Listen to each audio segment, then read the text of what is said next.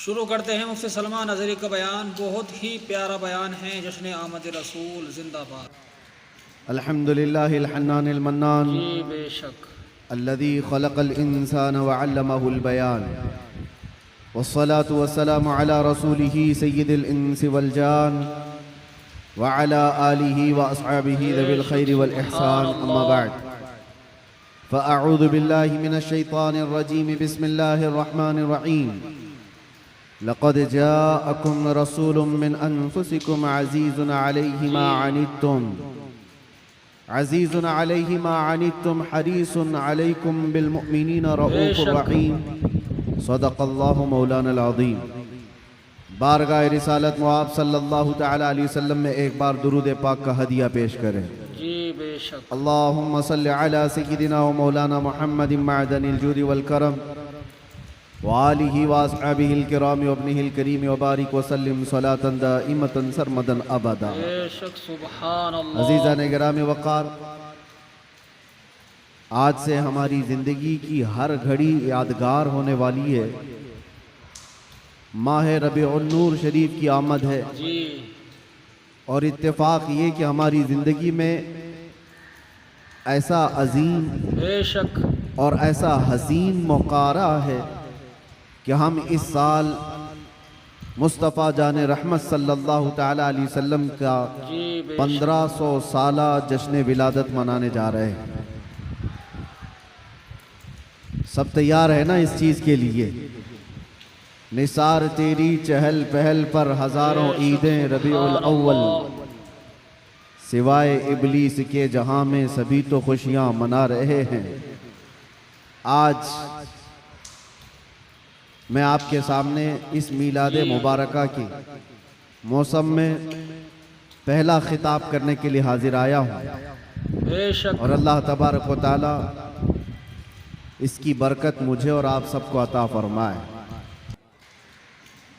एक बात तो है जी बेशक कि सुन्नियों की किस्मत में अल्लाह ताला ने ये दिया है कि उसके महबूब का जिक्र वो बड़े धूमधाम से मनाते हैं।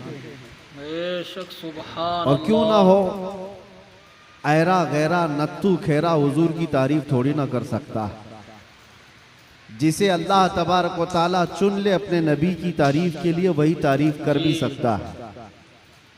और हुजूर पाक सल्लल्लाहु तआला अलैहि वसल्लम के दरबार की तारीफ करने के लिए एक बात याद रखो, हमेशा इस बात का लिहाज होना चाहिए। गुस्ताखियां भी बहुत सारी होती हैं, लेकिन एक चीज याद रखो, बेशक हुजूर पाक सल्लल्लाहु तआला अलैहि वसल्लम के दरबार की तारीफ करने के लिए उसके माँ बाप का सही होना भी जरूरी होता है। बेशक सुभान अल्लाह। हलाली आदमी हुजूर की तारीफ करेगा, हरामी नहीं करेगा। और आप सबको अल्लाह तबारक व तआला ने ये इज्जत बख्शी है कि आप हुजूर की मीलाद का बड़ी बेकरारी के साथ इंतजार कर रहे हैं।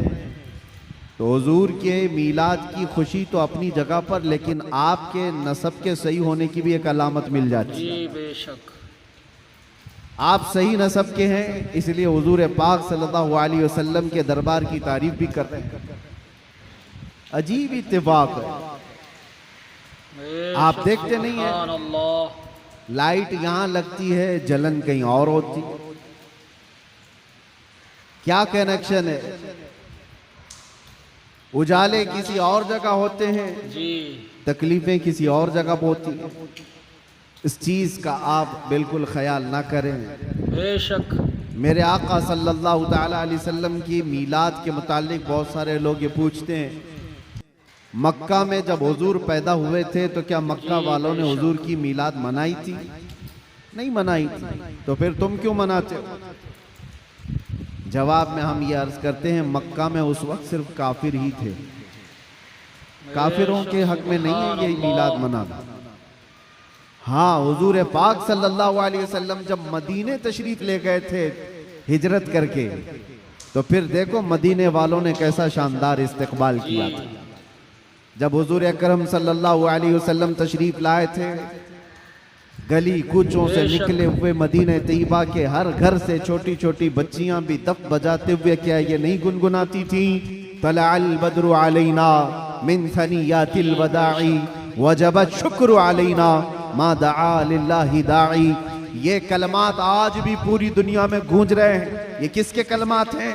ये मदीने वालों के कलमात हैं जो अपने आका की आमद की खुशी में गुनगुनाए थे। इसीलिए अगर कोई ये कहता है कि मक्का वाले हुजूर की मिलाद नहीं मनाए थे, तो हम कहते हैं तुझे मक्का वाले मुबारक हो, हमें मदीने वाले मुबारक जी।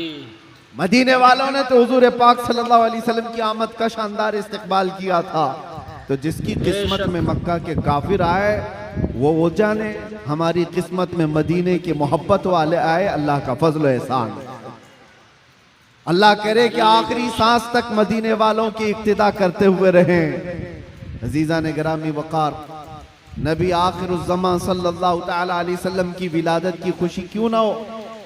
मुझे हैरत होती है आज पूरी दुनिया में सऊदी से लेकर दुबई हो, बहरीन हो कि कतर हो, या जितने भी बनाम मुसलमान ममालिक हैं, इन सब के यहाँ भी ये कल्चर आम है। बादशाह हो कि उसका चोर बेटा हो या किसी और का डाकू बेटा हो, लेकिन जिस दिन पैदा होता है उसका हैप्पी बर्थडे तो बड़े धूमधाम से मनाया जाता है। उस वक्त कोई सवाल नहीं होता, कोई एतराज नहीं होता, और कहा यह जाता है कि ये तो एक नॉर्मल सी चीज है, कॉमन चीज है, सब जगह हो रही है, इसको हम दीन समझ करके नहीं मनाते, खुशी समझ करके मनाते। मेरे अजीजों, यहाँ पर दीन समझ करके नहीं मनाते, अपने बच्चों के बर्थडे खुशी समझ करके मनाते। सारी खुशियां मेरे मुस्तफा के कदमों पर कुर्बान। वो जो न थे तो कुछ न था, वो जो न हो तो कुछ न हो, जान है वो जहान की और जान है तो जहान है। अगर हुजूर पाक सल्लल्लाहु तआला अलैहि वसल्लम के लिए तुम ये बात महसूस करते हो कि हम अपने बच्चों की खुशियां समझ करके मनाते हैं, नादानो, सारी खुशियां एक तरफ, मेरे मुस्तफा के आने की खुशी एक तरफ। सुभान अल्लाह। बेशक इस बात को हमेशा याद रखो। अल्लाह ताला ने कुरान पाक में फरमाया, 7वें पारे की यह आयत है, ईसा अलैहिस्सलाम की दुआ है। ईसा अलैहिस्सलाम अल्लाह की बारगाह में यूं दुआ कर रहे थे, रब्बना अंजिल अलैना माइदतम मिनस समा तकूनु लना ईदन लिअव्वलिना व आखिरिना व आयतम मिनक। ईसा अलैहिस्सलाम ने क्या दुआ किया था पता है? अल्लाह की बारगाह में दुआ किया है, अल्लाह आसमान से एक दस्तरखान उतार दे मेरी उम्मत के लिए, जो खाने नेमत हो, जिसमें जन्नत के खाने हो।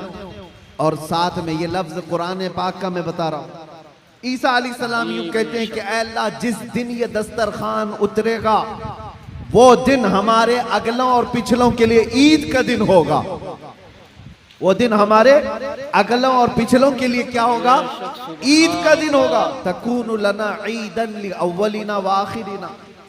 कुरान पाक में सूरह माइदा की आखिरी आयतों में से तवज्जो, ईसा अलैहिस्सलाम ये कहते हैं जिस दिन आसमान से दस्तरखान उतरेगा वो दिन हम सब के लिए ईद का हो जाएगा, हमारे लिए भी, हमारे अगले और पिछलों के लिए भी। तो आप अंदाजा करो, दस्तरखान जिस दिन उतर जाए वो ईद का दिन हो सकता है, तो जिसके सदक़े में पूरी कायनात को दस्तरखान मिलता है, वो जिस दिन आए वो ईद का दिन क्यों नहीं हो सकता? सुभान अल्लाह, सुभान अल्लाह। वो दिन क्यों नहीं हो सकता? इसीलिए हम आला हजरत क्या कहते हैं, वो जो न थे तो। यहाँ बांद्रा वाले बहुत शांत है क्या? ताकत और कुव्वत के साथ, बेदारी के साथ हैं कि नहीं आप लोग? वो जो न थे तो कुछ न था, और वो जो न हो तो कुछ न हो। याद रखो मेरे अजीजों, हुजूर पाक सल्लल्लाहु ताला अलैहि वसल्लम के सदक़े में ये सारी चीजें। अच्छा, एक बहुत अहम चीज मैं आपको बता दूं, ये इस रबीउल अव्वल शरीफ के इब्तिदा की पहला खिताब है, मैं आपके सामने कर रहा हूँ। लोग कहते हैं, ये भी कहते हैं, चलो मान लिया हुजूर तशरीफ लाए थे, खुशी उस वक्त की थी, लेकिन अब तो 1400 साल गुजर गए, अभी तक क्यों मनाते हो? हुजूर सल्लल्लाहु ताला अलैहि वसल्लम जिस वक्त आए उस वक्त खुशी मना लिया गया होगा, वो अलग बात है, लेकिन अब तक क्यों मनाते हो? जवाब सुनो मेरे अजीज, इसलिए कि आम लोगों की बात अलग है, मुस्तफ़ा की बात अलग है। वो आम लोगों में से नहीं है।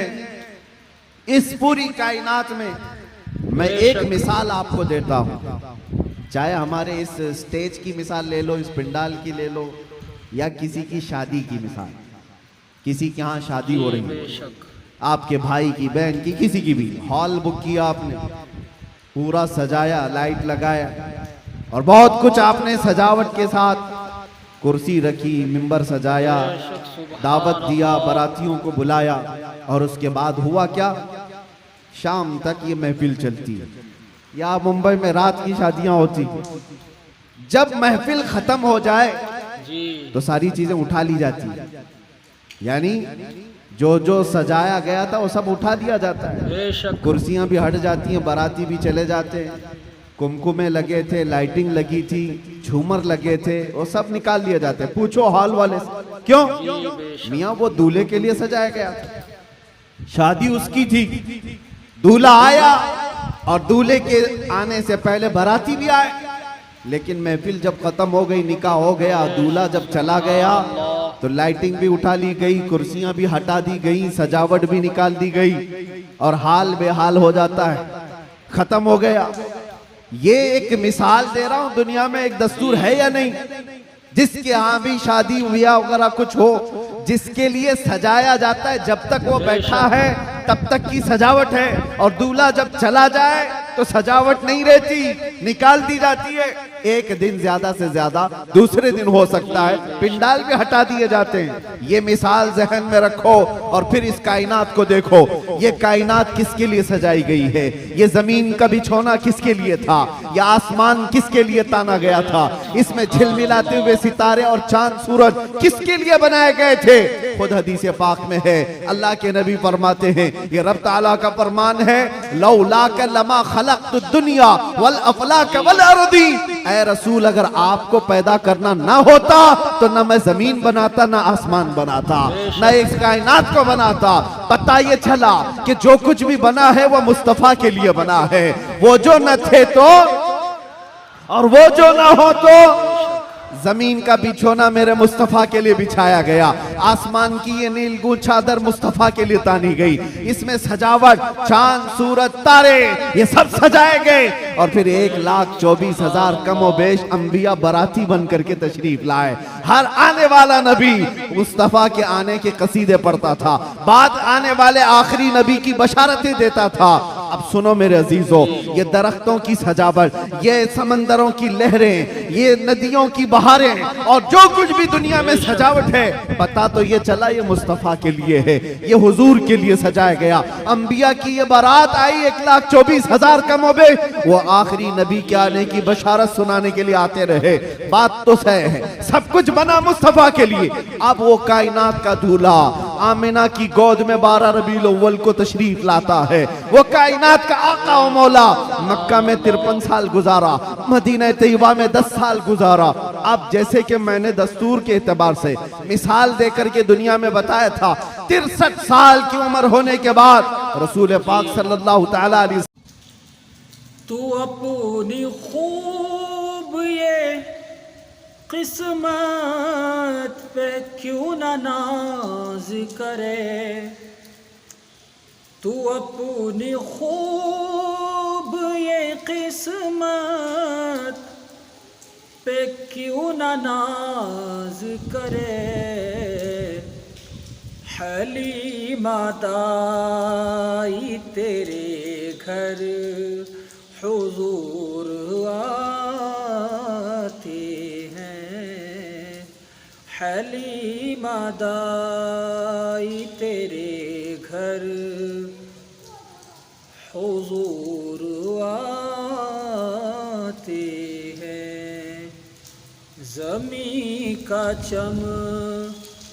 का मुक़द्दर हुजूर आते हैं, है ज़र्रा ज़र्रा मुनव्वर हुजूर आते हैं। अल्लाहुम्मा सल्ली अला सय्यिदिना व शफ़ीइना व हबीबिना व करीमिना व मलजाना व मअवाना मुहम्मद सल्लल्लाहु अलैहि व आलिहि वसल्लम।